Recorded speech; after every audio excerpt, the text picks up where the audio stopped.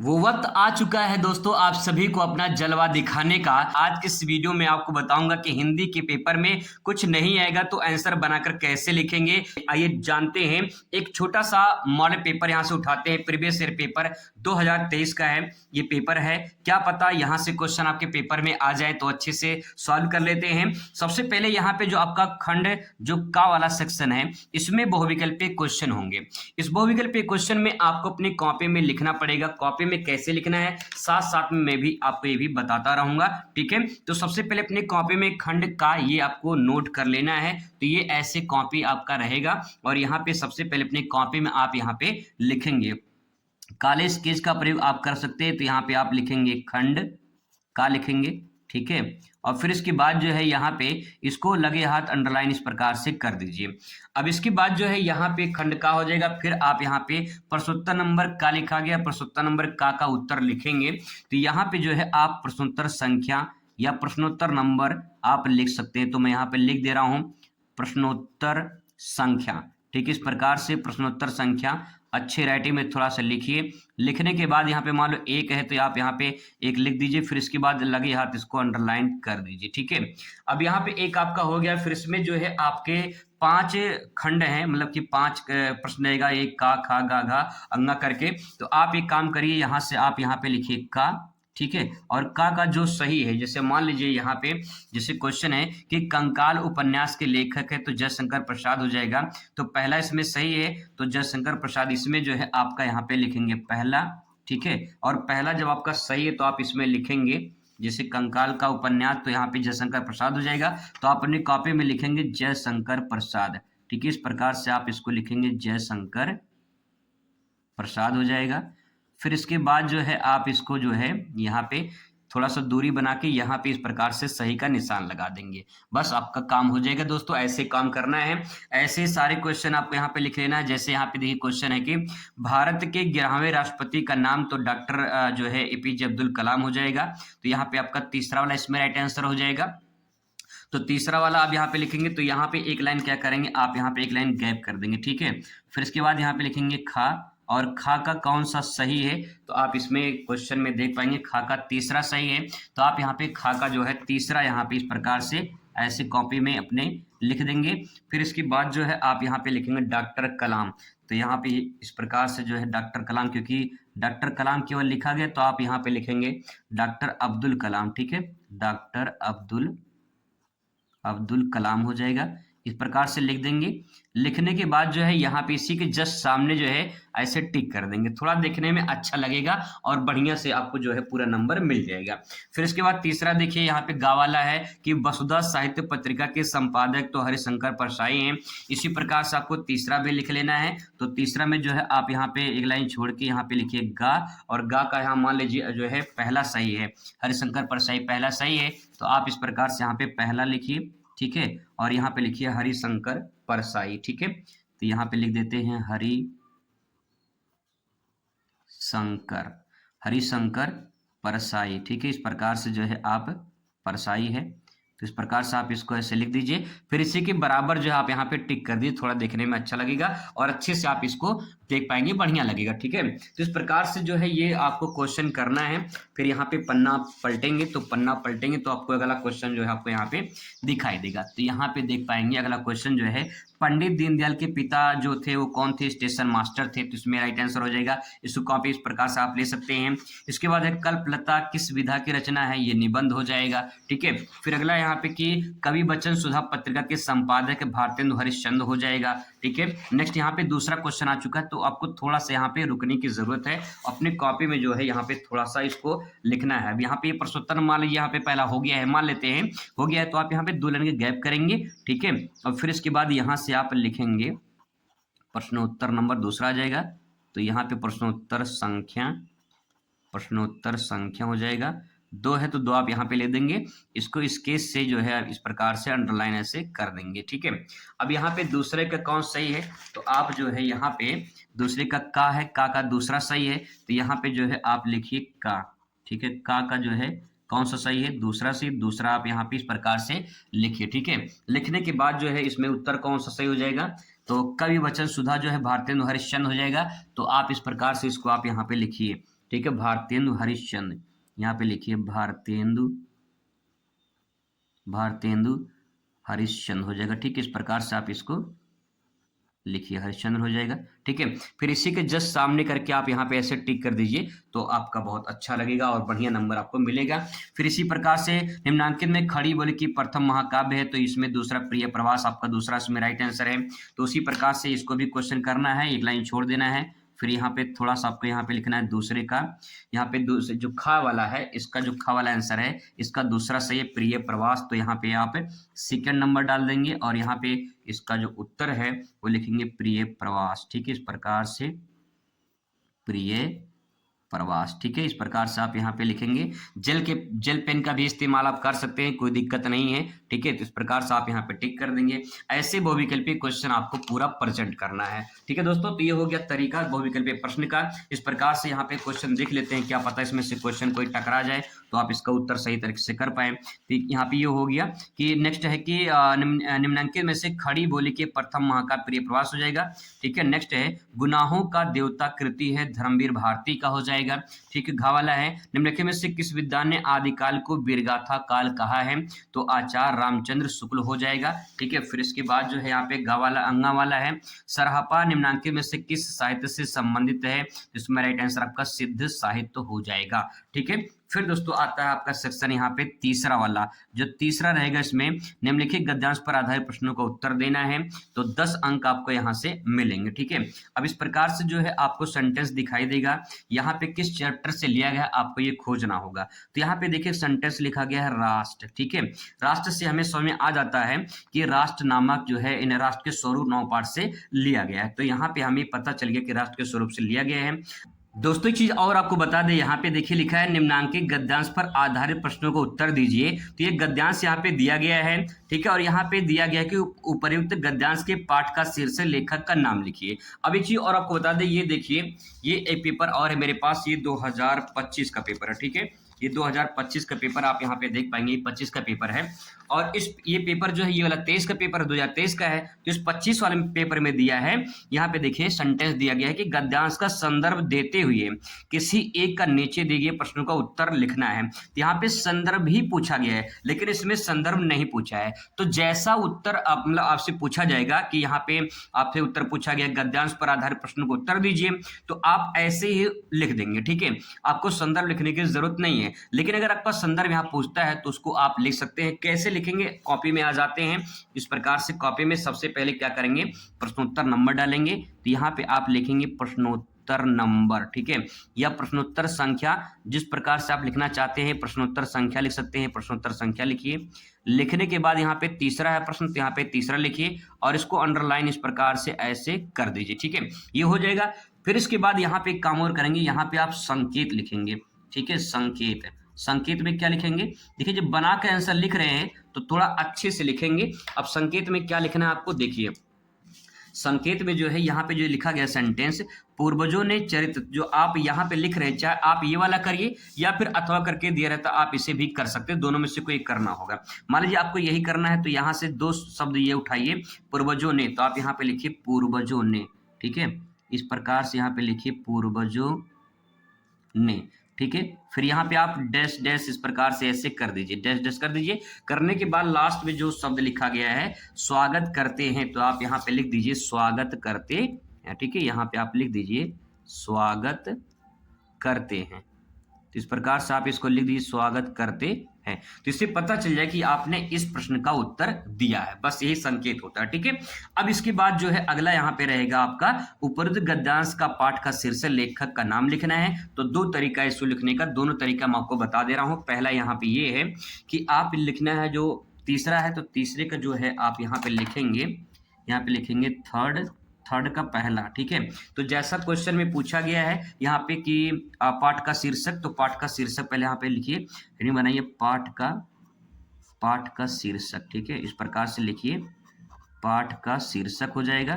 ठीक है, शीर्षक क्या आएगा, डैश करिए। आप पाठ का शीर्षक मतलब पाठ का नाम क्या है, तो यहाँ पे हमें पता चला कि ये राष्ट्र के स्वरूप 9 पाठ से लिया गया है। यहाँ पे लिखेंगे राष्ट्र के स्वरूप। ठीक है, यहाँ पे लिखेंगे राष्ट्र के स्वरूप। ठीक है, इस प्रकार से राष्ट्र के स्वरूप हो जाएगा। इस यहाँ पे थोड़ा सा उसको इन्वर्टेड कॉमा में कर देंगे, ठीक है। अब इसके बाद जो है इसी के नीचे लिखेंगे अगला पॉइंट इसी के नीचे कि ये लेखक का नाम क्या है, तो इसी के नीचे आप यहाँ पे लिखिए लेखक का नाम, ठीक है। इसी के नीचे आप यहाँ पे लिखिए लेखक का नाम, ठीक है। लेखक का नाम डैश करिए और लेखक का नाम वासुदेव शरण अग्रवाल हो जाएगा। तो यहाँ पे आप लिखेंगे वासुदेव शरण अग्रवाल, ठीक है। वासुदेव शरण अग्रवाल हो जाएगा, ठीक है। अग्रवाल हो जाएगा। इस प्रकार से आप इसको लिख दीजिए। ये इतना हो जाएगा। लिखने के बाद जो है आपका यहाँ पे काम ओके है, ठीक है। अब आपको कुछ करने की जरूरत नहीं है, 2 नंबर आपको इस पे मिल जाएगा। ये आपका काम हो गया है, ठीक है। अब यहाँ पे दूसरा तरीका क्या है? दूसरा तरीका ये है कि आप इसको यहाँ पे संकेत लिखने के बाद जो है आप यहाँ पे हेडिंग बनाइए, ठीक है। हेडिंग लिखेंगे यहाँ पे संदर्भ, यहाँ पे लिखेंगे संदर्भ। अगर संदर्भ पूछेगा तब की बात बता रहे हैं, ठीक है। संदर्भ हो जाएगा तो संदर्भ में लिखेंगे प्रस्तुत। शुरुआत पहले करते हैं प्रस्तुत, ठीक है। इस प्रकार से लिखेंगे प्रस्तुत। गद्यांश पूछा तो गद्यांश, प्रस्तुत गद्यांश हमारी पाठ्य पुस्तक, ठीक है। हमारी पाठ्य पुस्तक हो जाएगा, हमारी पाठ्य पुस्तक, ठीक है। गद्य गरिमा लिखेंगे, गद्य गरिमा में संकलित, ठीक। गद्य गरिमा में संकलित, ठीक है। गद्य गरिमा में संकलित। अब किस पाठ से लिया गया है? राष्ट्र के स्वरूप। इसको आप काले पेन से लिखिए यहाँ पे संकलित राष्ट्र के स्वरूप, ठीक है। राष्ट्र के स्वरूप हो जाएगा, ठीक है। राष्ट्र के स्वरूप हो जाएगा। फिर इसके बाद संकलित राष्ट्र के स्वरूप नामक पाठ से लिया गया है, नामक पाठ से लिया गया है, ठीक है। इस प्रकार से लिया गया है लिख देंगे, ये हो जाएगा। फिर जिसके लेखक लिखेंगे, जिसके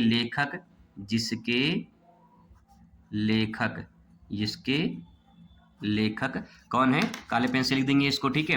काले पेन से लिखेंगे वासुदेव शरण अग्रवाल, ठीक है। वासुदेव शरण अग्रवाल हो जाएगा, ठीक है। इस प्रकार से आप इसको लिख देंगे काले पेन से, अग्रवाल जी हैं, ठीक है। ये हो जाएगा अग्रवाल जी है, ठीक है। ये हो जाएगा। ये 2 तरीका है, दोनों तरीके से आप लिख सकते हैं अपनी कॉपी को। अगर संदर्भ पूछे तो संदर्भ में प्रस्तुत गद्यांश हमारी पाठ्य पुस्तक गद्य गरिमा में संकलित राष्ट्र के स्वरूप नवपाठ से लिया गया है, जिसके लेखक वासुदेव शरण अग्रवाल है, ठीक है। वासुदेव शरण है, यहाँ पे शरण रहेगा, ये शरण है, ठीक है।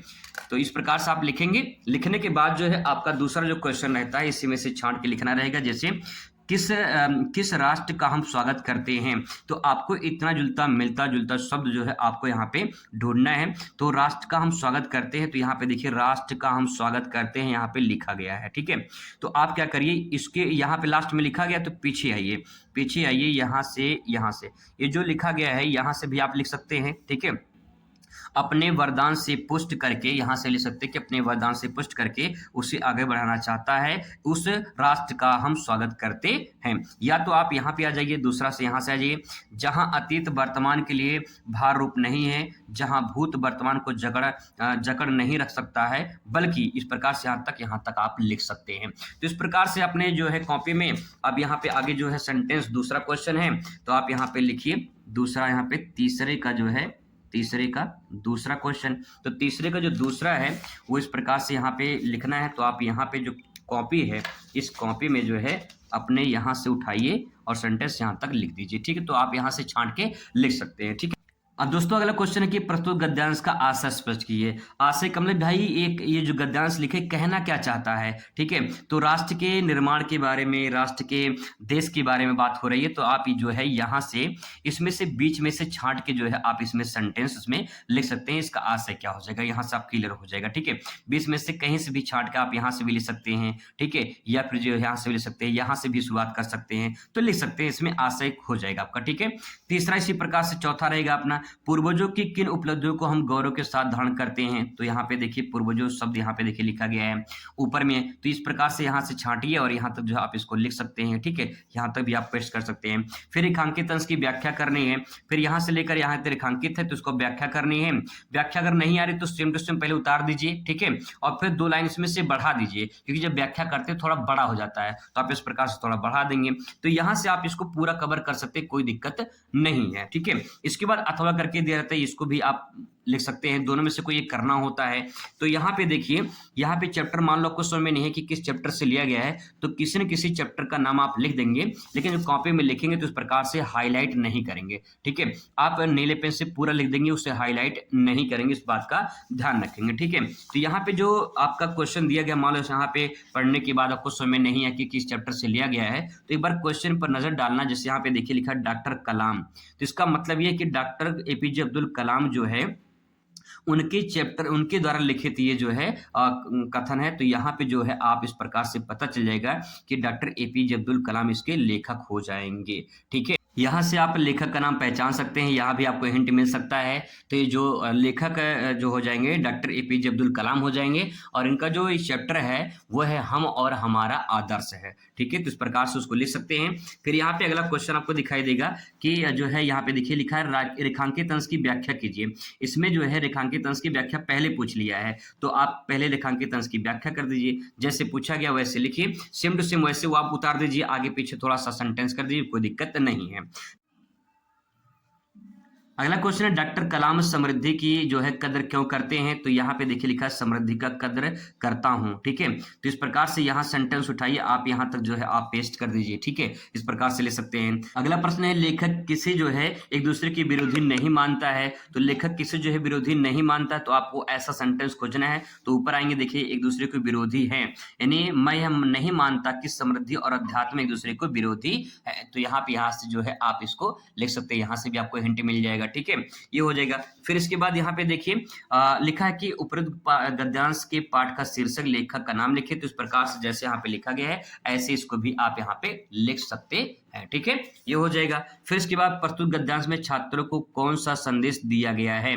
कौन सा संदेश इसमें दिया गया है? तो आप एक तरह से इसमें आप संदेश दे सकते हैं। नहीं समझ में आ रहा है तो आप इसमें से बीच में से उदाहरण के तौर पे यहाँ से लिखा गया है तो आप यहाँ से भी लिख सकते हैं, ठीक है, या बीच में से कहीं से उठा के सेंटेंस आप इसमें लिख दीजिए। दोस्तों 10 नंबर का प्रश्न है, 10 में से अगर 8 भी मिल जाता तब भी कोई दिक्कत नहीं है, ठीक है।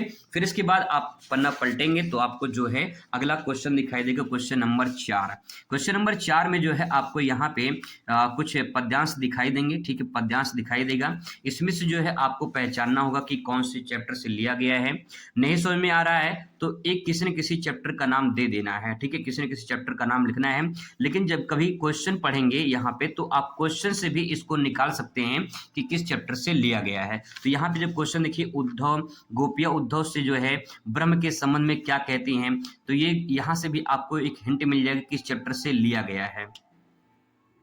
यहाँ से जो गोपिया उद्धव लिखा गया है इसमें से आप पहचान सकते हैं कि उद्धव प्रसंग से लिया गया है। तो यहाँ पे सेंटेंस मिल गया है हमें कि उद्धव प्रसंग से लिया गया है। तो यहाँ पे जो है ये जगन्नाथ दास रत्नाकर द्वारा जो है ये रचित है, लिखित है, ठीक है। तो यहाँ से हमें एक हिंट मिल जाएगा। तो कभी कभी आप क्वेश्चन देख के भी पहचान सकते हैं, यहाँ से भी आप पहचान सकते हैं। फिर इसके बाद जो है पाठ का नाम यहाँ पे रचयिता का नाम हो जाएगा। फिर इसके बाद गोपिया उद्धव से ब्रह्म के संबंध में क्या कहती हैं। तो अगर आपको नहीं समझ में आ रहा है तो इसी में से जो है सेंटेंस छांट के जो है थोड़ा सा लिख दीजिए, ठीक है, इसी में से छांट के आप दो लाइन लिख दीजिए, ठीक है। फिर इसके बाद यहाँ पे लिखना है अगला कि प्यारे तिहारे निहारे इन सब में कौन सा अलंकार है। तो प्यारे तिहारे निहारे यहाँ पे लास्ट में देखिए रारा आपको दिखाई देगा। तो अनुप्रास अलंकार भी ले सकते हैं या फिर एक अलंकार का नाम इसमें आप दे सकते हैं। कुछ ना कुछ लिख कर आइए, कहने का मतलब यही है, ठीक है। नेक्स्ट है बिहाल तथा निहारे शब्द का अर्थ क्या है। तो अगर आपको नहीं पता है बिहाल और निहारे शब्द का अर्थ क्या है तो इस सेंटेंस में इसी सेंटेंस से छांट के उसके आगे कुछ लिख दीजिए, ठीक है, ये हो जाएगा आपका। रेखांकित अंश की व्याख्या करनी है तो इसमें आगे पीछे करके थोड़ा सा सेंटेंस को आगे पीछे करके आप लिख दीजिए, कुछ ना कुछ लिख कर आइए, ठीक है। फिर इसके बाद अथवा करके यहाँ पे दिया गया है, अथवा करके इसमें से आप ये भी कर सकते हैं, ये भी कर सकते हैं, दोनों में से कोई आपको ये करना पड़ेगा। जो आप पहचान जाएंगे वही आप यहाँ पे कर लीजिएगा, ठीक है। फिर दोस्तों इसके बाद जो है अगला क्वेश्चन आपका आता है जो है वो रहेगा आपका यहाँ पे पांचवा क्वेश्चन जीवन परिचय रहेगा। ठीक है, पांचवा क्वेश्चन जीवन परिचय रहेगा। जैसे प्रोफेसर जी सुंदर रेड्डी का पूछा गया, इसमें आचार्य हजारी प्रसाद द्विवेदी, पंडित दीनदयाल उपाध्याय, जगन्नाथ दास रत्नाकर, जयशंकर प्रसाद, सुमित्रानंद पंत, इस प्रकार से पूछा जाएगा। कैसे जीवन परिचय कॉपी में लिखेंगे, आइए जान लेते हैं। दोस्तों आपको अपनी कॉपी में जीवन परिचय इस प्रकार से लिखना है, आप यहाँ पे दे सकते हैं। तो यहाँ पे देखिए, सबसे पहले यहाँ पे ऊपर जो आपको दिखाई देगा, यहाँ पे प्रश्नोत्तर संख्या डाल दीजिए। ठीक है, इस प्रकार से प्रश्नोत्तर संख्या डाल दीजिए। फिर यहाँ पे जिसका जीवन परिचय लिख रहे हैं आप यहाँ पे ले सकते हैं। साइंस वालों को साहित्य परिचय लिखना होता है, तो आप साहित्य परिचय मत लिखिएगा। यहाँ पे आपका सिर्फ यहाँ पे जयशंकर प्रसाद का जीवन परिचय हो जाएगा। फिर सबसे जो मोस्ट इंपॉर्टेंट होता है वो आपका यहाँ पे आएगा, वो आपका ये बॉक्स रहता है।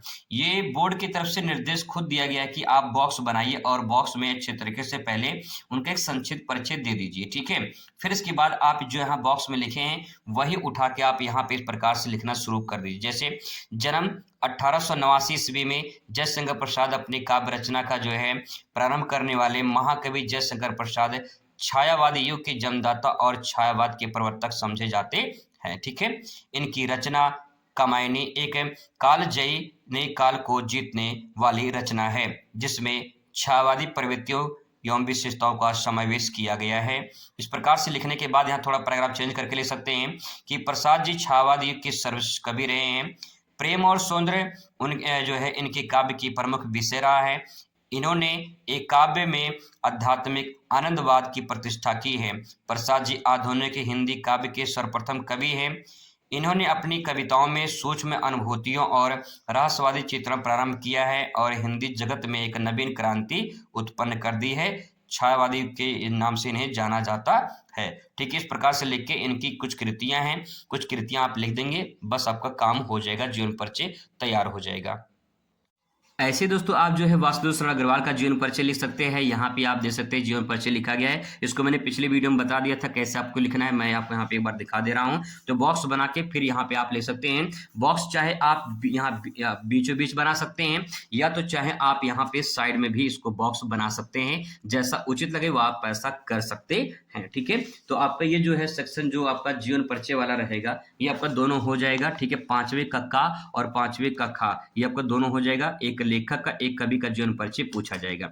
अब मान लीजिए जो भी आप तैयार करके गए हैं पेपर में नहीं आया है, ठीक है, तो चुप मार के वही लिख के चले आइए। ठीक है, बस कुछ नहीं करना है, आप वही छाप के चले आइए, आपको कुछ ना कुछ नंबर जरूर मिल जाएगा। ठीक है, एक बात ध्यान रखेंगे, छोड़ कर नहीं आएंगे। फिर इसके बाद आपका शुरुआत होता है यहाँ पे 6वां नंबर क्वेश्चन, पंचलाइट या करनासा की हार कहानी का उद्देश्य लिखना है।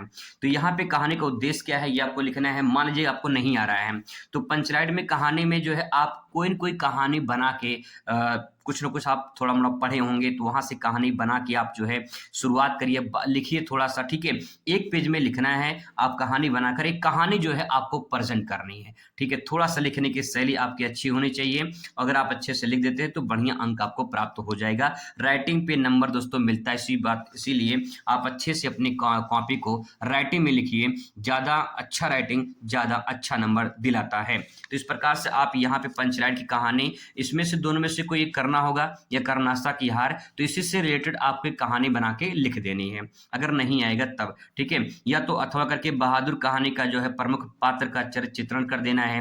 कौन कौन से उसमें पात्र हैं, क्या क्या उनका रोल है, ये आपको इसमें लिख देना है। ठीक है, फिर इसके बाद यहाँ पे खंड काव्य से आएगा, जो भी आपका 7वां नंबर क्वेश्चन रहेगा, जो भी आपका इसमें कहानी है, जो भी आपके जिले में चलता है वो आप यहाँ पे लिख सकते हैं। मान लीजिए जो है इसमें आपको कुछ भी नहीं आ रहा, आप कुछ भी नहीं पढ़े हैं, तो कोई एक इसमें से कोई भी किसी भी जिले का लिख सकते हैं, कोई दिक्कत नहीं है। ठीक है, एक अपना जिले का लिख सकते हैं, लेकिन अगर मान लीजिए आपके जिले का नहीं पता कि कौन से जिले का है तो आप यहाँ पे इसमें से कोई एक आप जरूर लिखकर चले आना। जैसे श्रवण कुमार की कहानी के बारे में आप लिख दीजिए। ठीक है, सत्य की जीत हमेशा कैसे होती है, द्रौपदी यहाँ पे महाभारत की कहानी है। ठीक है, तो इस प्रकार से आप कहानी है उसको आप सेंटेंस में लिख सकते हैं। यहाँ गांधी जी का चरित्र चित्रण करना है तो यहाँ पे नाम से हमें कुछ मिल रहा है हिंट, तो आप उसको देखे होंगे, कभी सुने होंगे। ठीक है, तो आप वहाँ पे लिख सकते हैं उसके बारे में। ठीक है, ये जब आपका सेक्शन हो जाएगा कंप्लीट, तब इसके बाद आपका सेक्शन शुरू होगा यहाँ पे खंड खा के।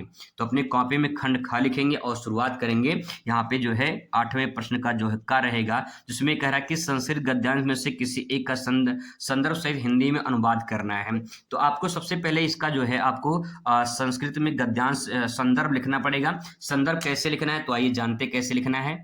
अब दोस्तों आपको अपने कॉपी में ऐसे लिख लेना है खंड खा प्रश्नोत्तर संख्या 8 का संदर्भ लिखेंगे, ठीक है, क्योंकि आपके पेपर में यहाँ पे संदर्भ पूछा गया है। तो यहाँ पे देखिए मैंने लिख लिया है कॉपी में खंड खा 8वें का, ठीक है। संदर्भ लिखना है, पहले संदर्भ लिखना है। तो संदर्भ कैसे लिखेंगे, तो पहले तो आप ये संदर्भ आपका सब में काम करेगा, ठीक है। समय मतलब कि आपका फिट बैठेगा, हर जगह पे आप लिखेंगे प्रस्तुत, यहाँ शुरुआत करेंगे प्रस्तुत, ठीक है, प्रस्तुत, प्रस्तुत गद्यांश, प्रस्तुत गद्यांश हमारी पाठ्य पुस्तक। जैसे आपने वहां पे लिखा था हिंदी में, ऐसे यहाँ भी लिखना हमारी पाठ्य पुस्तक, हमारी पाठ्य पुस्तक, इस प्रकार से लिखेंगे, ठीक है, पाठ्य पुस्तक।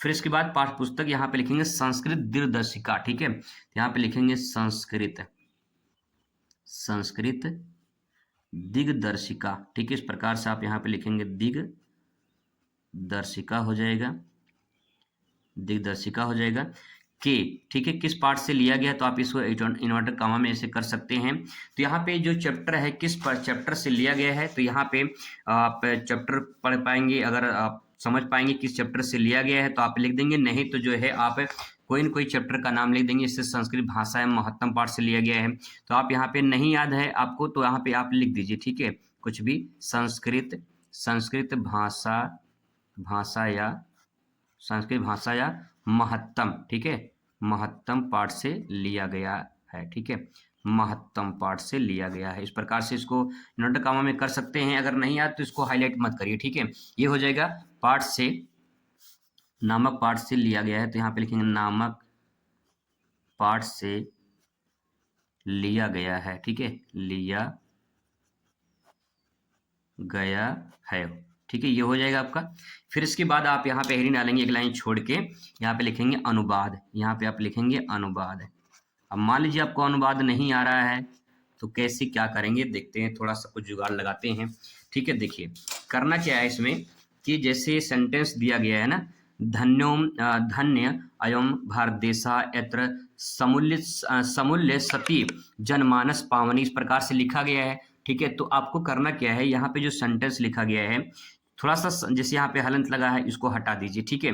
यहाँ पे सेंटेंस थोड़ा सा इसको चेंज कर दीजिए। जैसे यहाँ पे देखिए जैसे धन्यम लिखा है, धन्यम तो लिखा है यहाँ पे धन्य, यहाँ पे लिखिए सिर्फ आप धन्य लिखिए, ठीक है, इस प्रकार से लिखिए धन्य। आगे लिखा है भारत, तो यहाँ पे लिखिए धन्य, धन्य हो भारत देश, ऐसे भी लिख सकते हैं, या धन्य है भारत देश, थोड़ा सा लिखिए धन्य है भारत, भारत देश, ठीक है। इस प्रकार से शुरुआत करिए कम से कम कुछ ना कुछ, ठीक है। धन्य है भारत देश, इत्र मतलब यह होता है, ठीक है। तो आप लिखना चाहते लिख सकते, नहीं तो आप जो है यहाँ पे लिखिए धन्य भारत देश जहाँ, यहाँ पे लिखा है जनमानस पावनी, तो जनमानस पावनी, तो यहाँ पे लिखिए सेंटेंस ऐसे, यहाँ पे कामा करिए, ठीक है। फिर यहाँ पे जनमानस लिखिए, जनमानस, इस प्रकार से जनमानस लिखिए।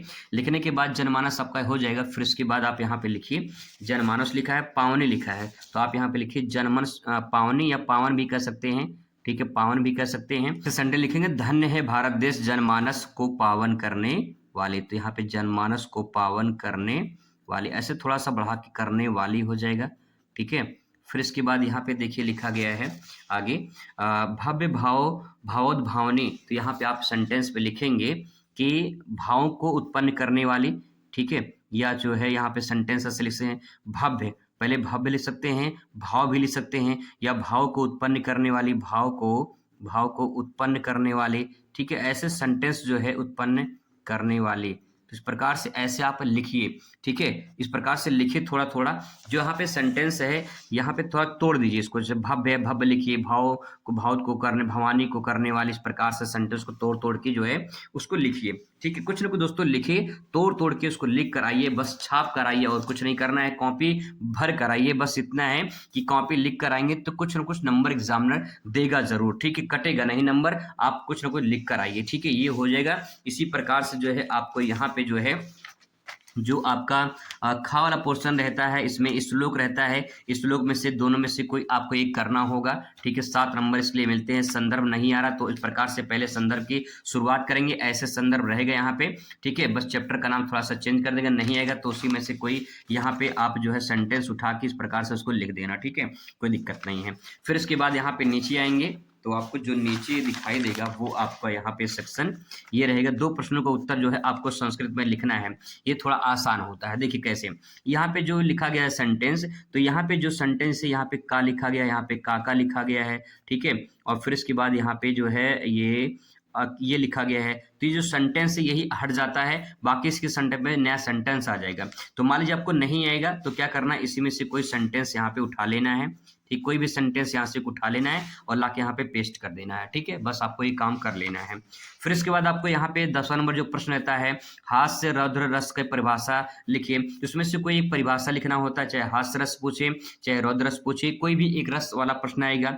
यहाँ पे इस प्रकार से क्वेश्चन नंबर डाल देंगे, ठीक है? फिर यहाँ पे हेडिंग डालेंगे हास्य रस, इसके बारे में लिखेंगे। जब किसी व्यक्ति या वस्तु की वेशभूषा, वाणी, आकार देखकर, सुनकर हृदय में जो हास्य यानी हंसी उत्पन्न होती है, हंसी होती है, वो जो है स्थायी भाव जागृत होती है, उसी को हास्य रस कहते हैं, ठीक है? जैसे मेरे आंखों में नमी है, मेरे आंखों में नमी है, मुझे लग रहा है विटामिन की कमी है। तो इस प्रकार से छोटा सा कोटेशन बना के अपने भाषा में देंगे, कोई दिक्कत नहीं है, ठीक है? ऐसे ही रस छंद अलंकार भी आपको करना है। फिर इसके बाद आता है आपका सेक्शन जो सबसे मोस्ट इंपॉर्टेंट है, वो आपका निबंध आता है। निबंध कैसे लिखा जाता है, बस आप एक बार निबंध देख लीजिए, शैली कैसे निबंध आप लिख सकते हैं। दोस्तों, जब आप निबंध लिखेंगे तो पहले आप रूपरेखा तैयार कर लेंगे, इस प्रकार से रूपरेखा तैयार कर लेंगे, ठीक है? फिर इसके बाद रूपरेखा तैयार जब कर लेंगे, तब इसके बाद जो है आप यहाँ पे हेडिंग बना लेंगे कुछ, ठीक है? पहले शुरुआत में प्रस्तावना रहता है, लास्ट में निष्कर्ष रहता है, बीच में कुछ मुख्य बिंदु में जो आपका टॉपिक रहेगा वो आप यहाँ पे लिखेंगे। फिर कुछ कोटेशन वगैरह के साथ में अपनी कहानी की शुरुआत करेंगे और ऐसे देखिए अच्छे से अपनी कॉपी को प्रेजेंट कर देंगे, ठीक है? यही तरीका होता है निबंध लिखने का। पहले रूपरेखा तैयार करिए, फिर इसके बाद जो है हेडिंग बनाइए, और जो आपको हेडिंग यहाँ पे बनाए हैं वही में आपको यहाँ पे व्याख्या करनी होती है। तो इस प्रकार से आप इसको कर सकते हैं, निबंध वाला पोर्शन, ठीक है? जब आपका निबंध वाला हो जाएगा, कुछ ना कुछ बना के लिख कर चले जाएंगे। फिर आपका 12 नंबर क्वेश्चन रहेगा, संधिविच्छेद पूछा है। जैसे नायक का संधिविच्छेद पूछेगा तो आपसे यहाँ पे नय धन अका हो जाएगा, ठीक है? अगर तल्य का संधिविच्छेद पूछेगा तो यहाँ पे तत धन लय हो जाएगा। यहाँ पे इसका राइट आंसर यहाँ पे देखिए ये है। तल्य का संधिविच्छेद पूछेगा तो यहाँ पे हो जाएगा तत धन लया हो जाएगा। तो इस प्रकार से ये राइट आंसर हो जाएगा इसका, ठीक है? तो यहाँ पे जो है ऐसे ही संधिविच्छेद पूछा जाएगा। यहाँ पे देखिए कृष्णम वंदे का संधिविच्छेद कृष्णम धन वंदे हो जाएगा, ठीक है? अगला है नील कमलम में समास कौन सा है, कर्मधारय समास हो जाएगा। चंद्रशेखरा में कौन सा समास है, बहुब्रीहि समास हो जाएगा, ठीक है? फिर 13 नंबर क्वेश्चन पूछेगा कि नामना में नामन जो शब्द है वो कौन सा रूप है। यहाँ पे पंचमी विभक्ति जो है ये आपका हो जाएगा और एक वचन रूप हो जाएगा, ठीक है? ऐसी आत्मना में आत्मना जो है एक शब्द का रूप है, तो तृतीय एक वचन हो जाएगा, ठीक है? इसमें आप नेक्स्ट है पा धातु लिट लकार मध्यम पुरुष एक वचन का रूप क्या होगा, तो इस प्रकार से टिक कर देंगे, ठीक है? ये आपका सेक्शन जब कंप्लीट हो जाएगा तब इसके बाद यहाँ पे कुछ और चीज आपको दिखाई देंगे बहुविकल्पीय प्रश्न में। जैसे कि यहाँ पे सभी बहुविकल्पीय प्रश्न आएंगे। थोड़ा सा हो सकता है कि आपको यहाँ पे चेंज देखने को मिले, क्योंकि 2025 का जो पेपर है उसमें थोड़ा सा आपको यहाँ पे चेंज कर देगा, ठीक है? मैं आपको दिखा दे रहा हूँ 2025 का। तो 25 में क्वेश्चन कुछ इस प्रकार से पूछा जा सकता है। देखिए यहाँ पे क्वेश्चन पूछा है कि निम्नलिखित में से किसी एक का समास से विग्रह करके समास का नाम लिखिए। तो यहाँ पे समास का विग्रह आपको करना पड़ेगा, ठीक है? यहाँ पे जैसे यहाँ पे दिया गया है एक शब्द का धातु प्रत्यय लिखना है, तो यहाँ पे आपका धातु प्रत्यय लिखना पड़ेगा। तो इस प्रकार से आप यहाँ पे इसको प्रत्यय लिख सकते हैं, ठीक है? ये आपका हो जाएगा यहाँ से। फिर आपका यहाँ पे 14 नंबर क्वेश्चन रहेगा, एक आपको प्रार्थना पत्र लिखने का आएगा। प्रार्थना पत्र जो है आप लिख सकते हैं, विद्यालय में अपने लिखे होंगे। मैं एक प्रारूप आपको दिखा दे रहा हूँ कैसे आपको लिखना है, ठीक है? इस प्रकार से 14 नंबर क्वेश्चन लिखेंगे। फिर लिखने के बाद जो है आप यहाँ पे देखिए सेवा में पहले शुरुआत करेंगे। सेवा में शुरुआत करते कोई भी किसी को स्कूल में लिखना पत्र हो, किसी अधिकारी को लिखना हो, तो इस प्रकार से शुरुआत यहीं से करते हैं। सेवा में अगर आप प्रिंसिपल को लिख रहे हैं तो यहाँ पे लिखेंगे प्रधानाचार्य महोदय। यहाँ पे जिलाधिकारी को लिखा गया तो जिलाधिकारी महोदय हो जाएगा, ठीक है? अपने जिले का नाम लिख सकते हैं। फिर विषय में कौन सा टॉपिक जो है मतलब किस पे आप लिख रहे हैं, तो आपको यहाँ से क्वेश्चन से ही मिल जाएगा कि जो है किस पे आपको लिखना है प्रार्थना पत्र। फिर शुरुआत करते हैं महोदय सबने निवेदन है कि, यहाँ तक तो चीज कॉमन रहती है। फिर हमारे विद्यालय में या फिर हमारे शहर में जो भी रहेगा टॉपिक उस प्रकार से आगे सेंटेंस लिखना। फिर लाइन छोड़ के फिर अतः आपसे विनम्र निवेदन है कि इसको जल्दी जल्दी ठीक करवाने की कृपा की जाए, ठीक है?